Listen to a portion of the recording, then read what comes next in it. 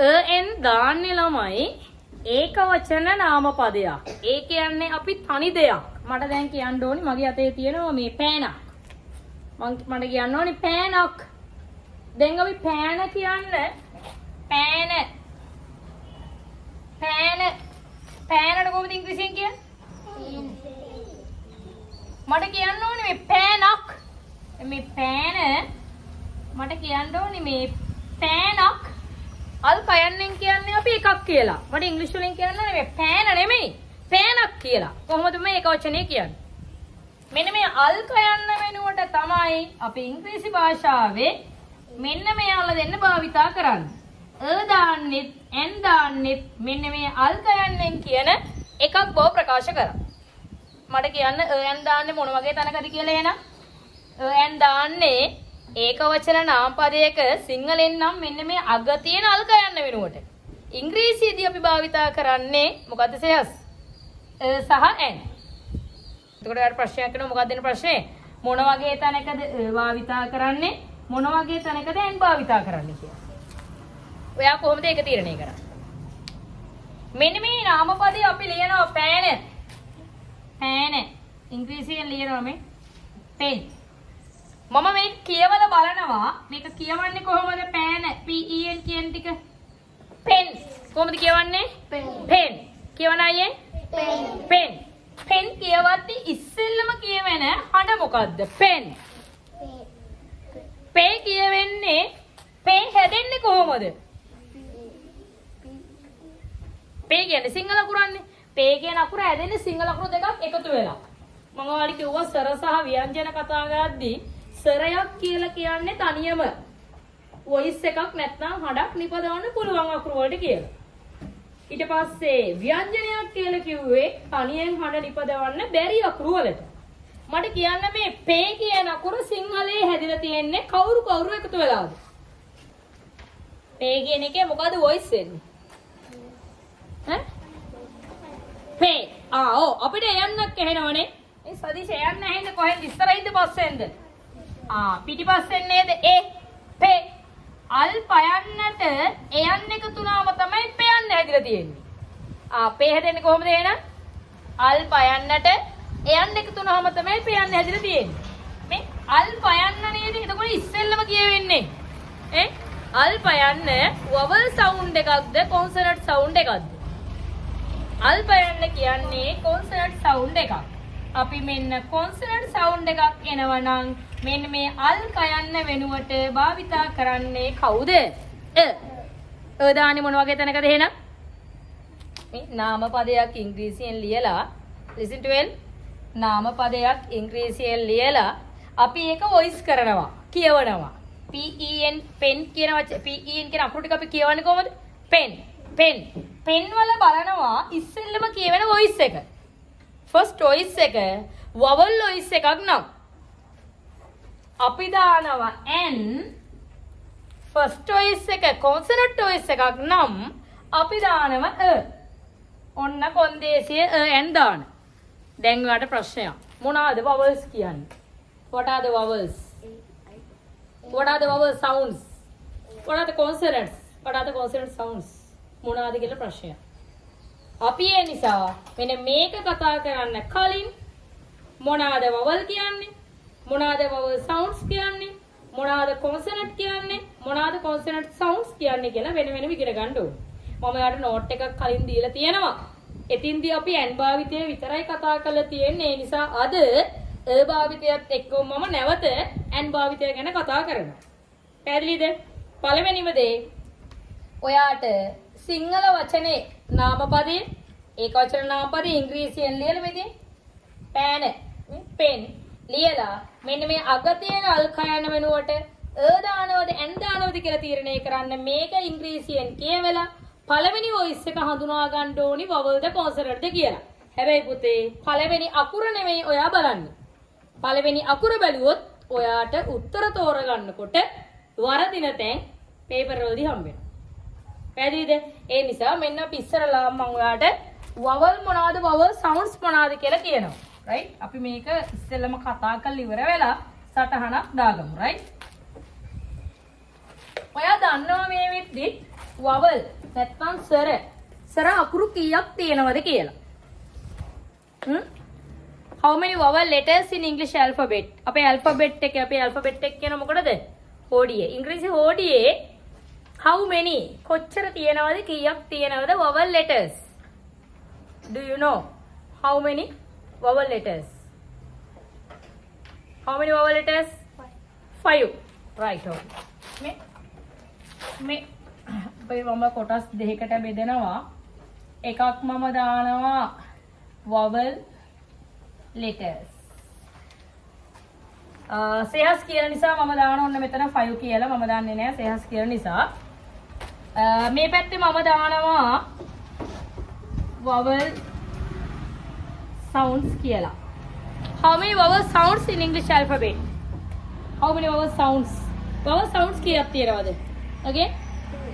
12. Very good. සදීෂ කියනවා 12 කියලා. ඒ නිසා ඔන්න මම 12 දානවා right? ඔන්න ඔයාලා කියන නිසා තමයි මම මේ දාන්නේ. සේහස් කියනවා letters නම් 5යි. sounds නම් 12. එතකොට මට ඔයාලගේ support එක ඕනි මේක complete කරගන්න මගේ මේ table එක right? අපි මේවා කලින් කතා කරලා තියෙනවා. ඔයාලගේ වාර විභාගෙත් තුන්වෙනි වාර විභාගෙත් third term test එක ළඟ නිසා ආයෙ පොඩ්ඩක් මතක් කරලා දෙනවා පාඩයන් ටික right? නිර්වාණී මෙහෙ අහගෙන ඉන්න ඕනේ. vowel letters නම් අපි vowel letters කියනවා මොනවාටද vowel කිව්වේ එතකොට? සර. letters කියනවා මොනවාටද? අකුරු. vowel කිව්ව මොනවාටද?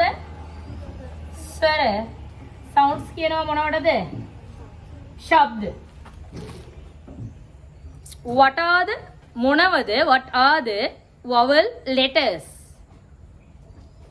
What are the vowel letters? Again? Yeah. A, E, I, O, U. A, E, I, O, U. මට කියන්න හැමෝම ලෙසන් එකේ ඉන්න ඕනි පිටිපස්සේ ආයේ මෙහෙ ඉන්න ඕනි පාඩමේ. මට කියන්න vowel කියන්නේ මොනවටද? හැමෝම කතා කරන්න ඕනි. Again? ස්වර. letters කියන්නේ මොනවටද? vowel letters කියන්නේ මොනවටද? How many vowel letters in English alphabet? How many? කොච්චර තියෙනද vowel letters? 5. What are they? A, E, I, O, U. හැමෝම කියමු. A, E, I, O, U. Once again. A, E, I, O, U. Right. vowel letters වලින් නිකුත් වෙන හඬවලට කියනවා අපි vowel sounds. එහෙම නැත්නම් ස්වර ශබ්ද කියලා. මොකද කිව්වේ? මෙන්න මේ vowel letters වලින් නිකුත් වෙන හඬවලට කියනවා අපි මොනව කියලාද? vowel sounds. එහෙම නැත්නම් ස්වර ශබ්ද කියලා.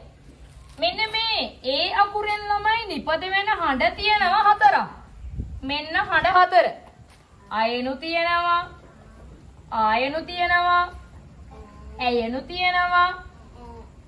ඈ තියෙනවා. ඊ කියන අකුරෙන් නිකුත් වෙනවා හඬ දෙකක්. මොනවද? ඊ නන් නෙමෙයි. very good. ඒ යන්නයි. ඒ යන්නයි. අයි අකුරෙන් නිකුත් වෙනවා හඬ දෙකක්. මොනවද ඒවා? very good. ඊ ඕ අකුරෙන් නිකුත් වෙනවා හඬ දෙකක්. very good. ඕ යු අකුරෙන් නිකුත් වෙනවා හඬ දෙකක්. ඌ කවුන්ට් කරලා බලන්න කීයක් තියෙද කියලා. 1 2 3 4 5 6 7 8 9 10 11 12. මෙන්න 12. එහෙනම් සදීෂ කියපු කතාව හරිනේ. vowel sounds කියනවා කීයක්ද? 12 12. vowel letters කීයක් තියෙනවද? 5යි. vowel sounds නම් 5 නෙමෙයි කීයද? 12 12යි. right? කවුරු හරි කෙනෙක් ඔයාගෙන් අහුවොත් alphabet එකේ කොච්චරනම් how many vowel sounds නැත්නම් ස්වර ශබ්ද කීයක් තියෙනවද කියලා ඔයා කියන්න ඕනේ. එහෙනම් කීයද? 12. ඔයාගෙන් කවුරු හරි කෙනෙක් ඇහුවොත් how many vowel letters in English alphabet? ඉංග්‍රීසි හෝඩියේ ස්වර අකුරු කීයක් තියෙනවද කියලා? 5. what are they කියලා ඇහුවොත් මොනවද ඒව කියලා ඇහුවොත් A E I O U. මෙන්න මේ ටික පුළුවන් නම් විතරයි ඔයාට මෙන්න මේ ලෙසන් එක පුළුවන් වෙන්නේ. මොන වගේ තැනකද දාන්නේ? මොන වගේ තැනකද n දාන්නේ කියලා. ඔයාට කවුරු හරි කියලා තිබුණා නම් මීට කලින් මෙන්න මෙයාලා දැක්කම මෙයාලගේ ඉස්සරහට n දාන්න කියලා. ඒක වැරදි. ඒක වැරදි. ඇයි එහෙම කියන්නේ? මෙයාලා නෙමෙයි වැදගත් n දානකොට මෙන්න මෙයාලගේ voices නැත්තම් හඬ නැත්තම් sounds. පැහැදිලිද කියපු කතාව?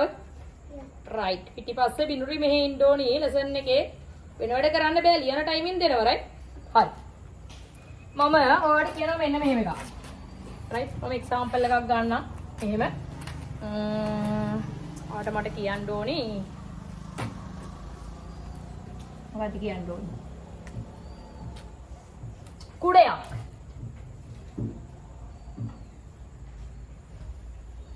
මට වාට කියන්න ඕනි කුඩයක්. කුඩය නම් ඔයා දන්නවා කුඩයට කොහොමද කියන්නේ? අම්බ්‍රෙල්ලා. දැන් මෙන්න මේ අල් කයන්න වෙනුවට තමයි අපි කවුරු දාන්නේද? සහ n භාවිතා කරන්නේ. හැබැයි එයා දාන්නේ අපි ඉස්සරහින්. මොකක් ඉස්සරහින්ද? නාම පදයට මුලින්. එතකොට මෙන්න මේ අල් කයන්න වෙනුවට අපි මෙන්න මෙතනට දානවද n දානවද කියලා තීරණය කරන්නේ මෙන්න මෙයා ලියන ඉංග්‍රීසි වලින්. කුඩේට කොහොමද කියන්නේ? අම්බ්‍රෙල්ලා. ස්පෙලිං කියන්න මට. උදව් කරන්න ඕනි. කොහොමද කියන්නේ? U M B R E L L A. Umbrella. ඔයා මේක කියවනවා. අම්බ්‍රෙල්ලා මේ ඉස්සෙල්ලම කියවෙන්නේ අයන්න. බලන්න ආ කියන වොයිස් එක මේකේ තියෙනවද කියලා. මේ තියෙන ආ තියෙනව නේද?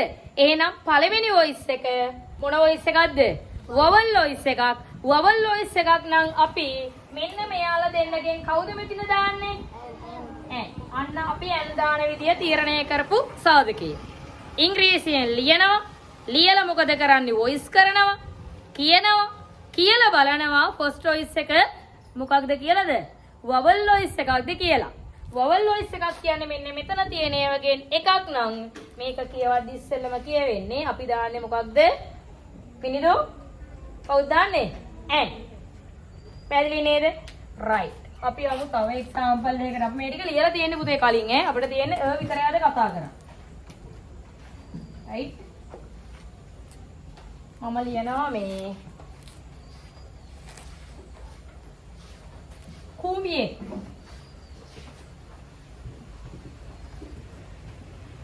අල් කයන්න වෙනුවට කවුද දාන්නේ? අල් කයන්න වෙනුවට කවුද දාන්නේ? කවුද උදව් කරන්නේ? කවුද? හරි එන්න හරිනේ. මෙයා වෙනුවට දාන්න පුළුවන්, දාන්නත් පුළුවන්, n දාන්නත් පුළුවන්. කුඹියට කොහොමද කියන්නේ? ස්පෙල් කියන්න. and. ඔයා මේ අකුර දැකපු ගමන් ඒක මෙන්න මේ වවල් ගොඩේ තියෙන නිසා ඔයා මේක දැකපුවාම වවල් ගොඩේ තියෙන නිසා මෙතින්ට n දානවද නැද්ද? n දානවද නැද්ද? එහෙම දාන්න එපා. එහෙම දැම්මොත් ඔයා යම් තැනකද හිර වෙනවා. ඔයා බලන්න මෙයා කියවලා. ඔයා බලන්න මෙයා කියවනකොට කොහොමද කියවන්නේ? ANT කොහොමද කියවන්නේ? and කොහොමද කියවන්නේ? and මේ කියවද්දි බලන්න මොකද්ද වෙන්නේ කියලා. and අකුර දිහා බලන්න එපා. හැමතිස්සෙම බලන්නේ වොයිස් එක. කියවලා බලනවා. and මේ තියෙනවද බලන්න වවල් ගොඩේ? තියෙනව නේද වවල් සවුන්ඩ්ස් ගොඩේ? එහෙනම් අපි ඉස්සරහට දාන්නේ මොකද්ද? පැහැදිලිද? මම ඔයාට මෙන්න මේ අකුර දිහා බලලා n දාන්න එපා කියන දෙයක් කියන්නද? මේ බලන්න.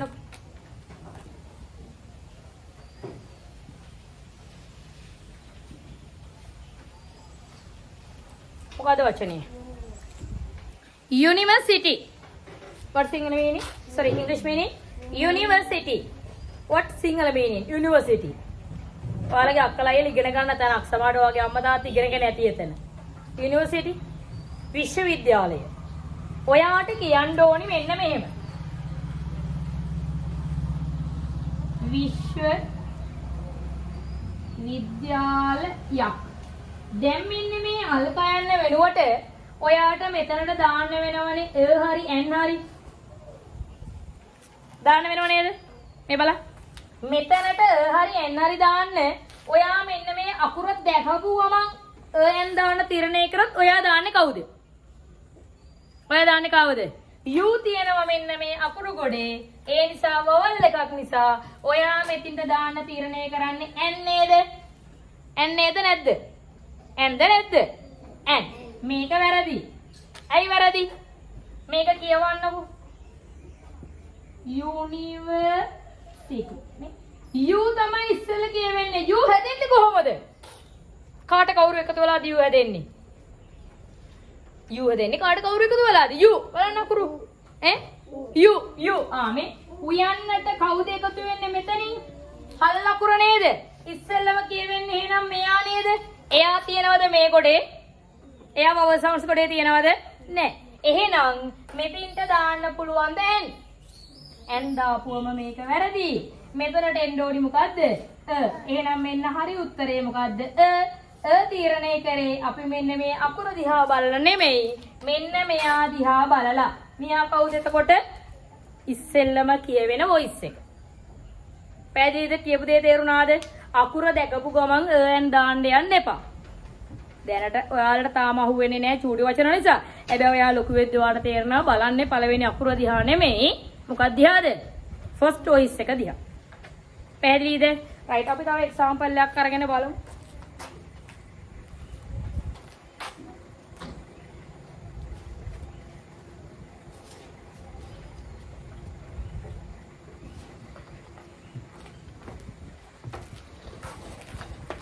right TV එකේ ඔයාලා දකිනවා මෙන්න මෙහෙම දේවල් තියෙනවා.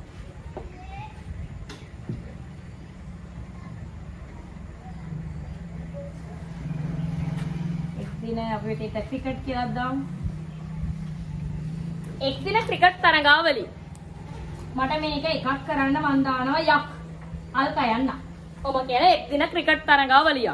එක දවසින් ගහලා ඉවර කරන තරගයක් තියෙනවා ක්‍රිකට් ටූර්නමන්ට් එකක් නැත්නම් ක්‍රිකට් මැච් එක. හරිද? දැන් මට මේක ඉංග්‍රීසියෙන් කියන්න ඕනි. එක් දින ක්‍රිකට් තරගාවලිය. කොහොමද ඉංග්‍රීසියෙන් කියන්නේ? එක දවසින් ගන්න මැච් එකක්. කොහොමද ඉංග්‍රීසි වලින් කියන්නේ? ටීවී එකේ මෙතරම වෙනවා මේ. එක දවසයි one day cricket match. one day. දැන් ඔයා මට කියන්න මේ අල් කයන්න වෙනුවට මෙතින්ට දාන්නේ අද and. කො බලන්න කියන යතු උස්සන්. n කියන යතු උස්සන්. n කියන යතු උස්සන්. එහෙනම් ඔයාලා පාඩම තේරුම්ගෙන නේ. බලන්න කියවලා මෙයා කොහොමද කියන්නේ අපි? one මෙතන අපිට එහා ටික ප්‍රොනන්සියේෂන් ටික ඕනිම නෑ මේ වැඩේට. one ඉස්සෙල්ලම කියවෙන්නේ වයන්න නේද? බලන්න වයන්න හැදෙන්නේ කොහොමද කියලා. වයන්න හැදෙන්නේ කොහොමද? අල් වයන්නයි වා එහෙන් එන්නේ අයන්න. ඉස්සෙල්ලම වොයිස් එන්නේ අල් වයන්න නේද? බලන්න අල් වයන්න තියනවද කියලා මේ අකුරු සෙට් එකේ වවල් සවුන්ඩ්ස් කොටේ. තියනවද නැද්ද බලන්න? අල් වයන්න තියනවද? නෑ. තියනවද නැද්ද? නෑ. නැත්නම් අපිට n දාන්න පුළුවන්ද බැරිද? බෑ. මේ අකුරක් මේ වොයිස් එකක් තියෙනවා නම් විතරයි ඔයාට n දාන්න පුළුවන්. එහෙනම් ඔයාට n දාන්න බෑ. ඔයා මෙතන දාන්න ඕනේ මොකද්ද? හැබැයි තියෙන්නේ වවල් ලෙටර් එකක්. ඔව්. එහෙනම් වවල් ලෙටර් එකක් තිබුණ පළියට n දාන්න බෑ. මෙතන වවල් ලෙටර් එකක් තිබුණ කියලා ඒක දැක්පු ගමන් n දාන්න එපා. කියවන්න. කියවලා බලන්න හඬ මොන වගේද කියලා.